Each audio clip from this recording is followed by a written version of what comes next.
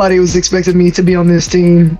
Honestly, we know what the views are of this organization from the outside, but I knew enough people in it to know that we could do something special and that we could potentially change some minds and some views. Clearly so much love for your team. There's a huge free agency on the way. This roster may not ever look the same again. So for you, like, what made this team so special and one to remember in your career?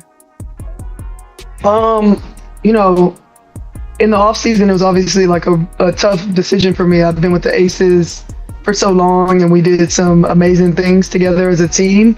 And like I said in the post, I could just feel, you know, God.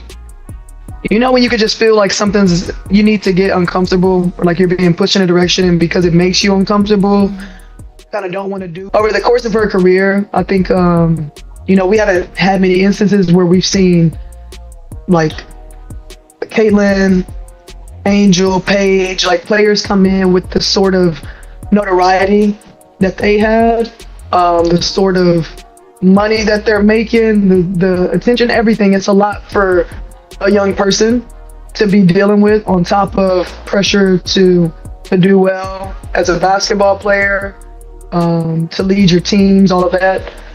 So it was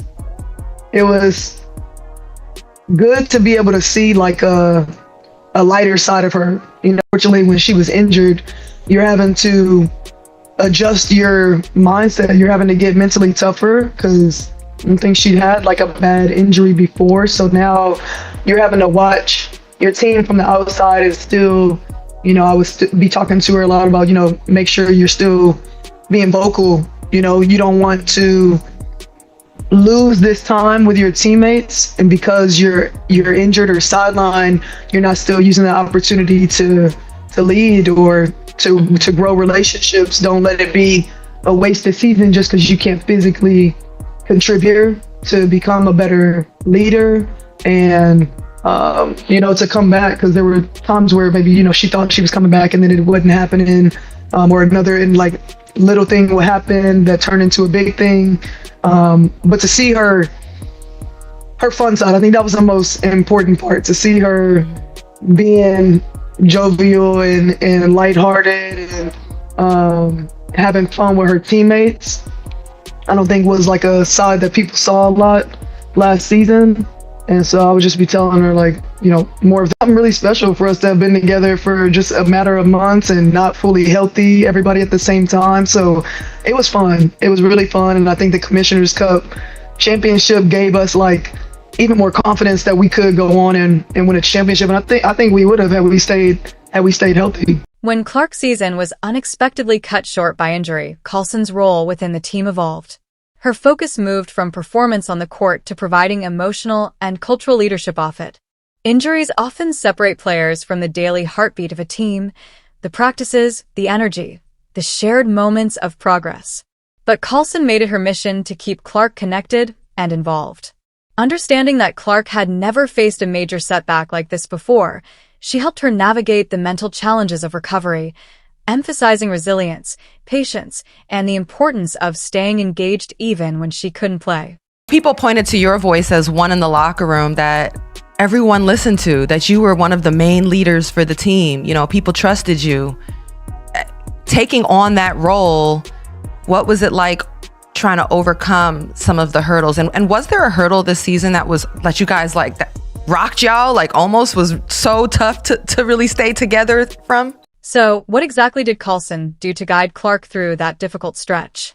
Much of their dialogue revolved around the theme of leadership. Carlson encouraged Clark to keep leading with her voice, even when she couldn't lead through action. She reminded her that her influence on the team went far beyond scoring or assists. It was about presence, communication, and setting a tone. Carlson wanted Clark to see this time off the court not as a lost season, but as a crucial phase for personal growth. Together, they focused on building stronger bonds with teammates and refining her leadership style. Carlson recognized Clark's genuine drive to evolve in that role and helped her channel it in meaningful ways. This mentorship, centered on the unseen parts of the game, became one of the defining forces of the Fever season, proving that true leadership often shows up when you can't step on the floor. Also, I think everybody can see the different types of adversity that hit our team. And I don't know, we just found a way. We got a lot of personalities on our team, and there's a lot of joking around. So when hard times were hitting, we were just like making jokes, laughing, because honestly, some stuff was just, what can you do? What can you say about some stuff? You just gotta get closer together, and I think we did that. I think it showed in our play, and the environment was. And deeply connected to the league's evolving narrative. So to see that really turn into us being the faces of the league, I hope that it's inspiring to people to just bet on yourself and like make yourself a brand, like be authentic, stay true to it, and like the people that are supposed to find you will find you. Sydney Colson's choice was never just about basketball. It was a statement about where the league is headed and who will define its next era. The Indiana Fever, built on Colson's leadership and Caitlin Clark's once-in-a-generation talent, are setting a fresh standard for success. They're proving that the right balance of veteran experience and youthful energy can create a winning, sustainable formula. Colson has often shared how much she values the relational side of the game, even hinting at a possible future in coaching. With a strong foundation and long-term vision, the Fever's future looks brighter than ever. Let us know in the comments, hit like, subscribe, and turn on notifications so you don't miss what's next from Hoop Queen WNBA.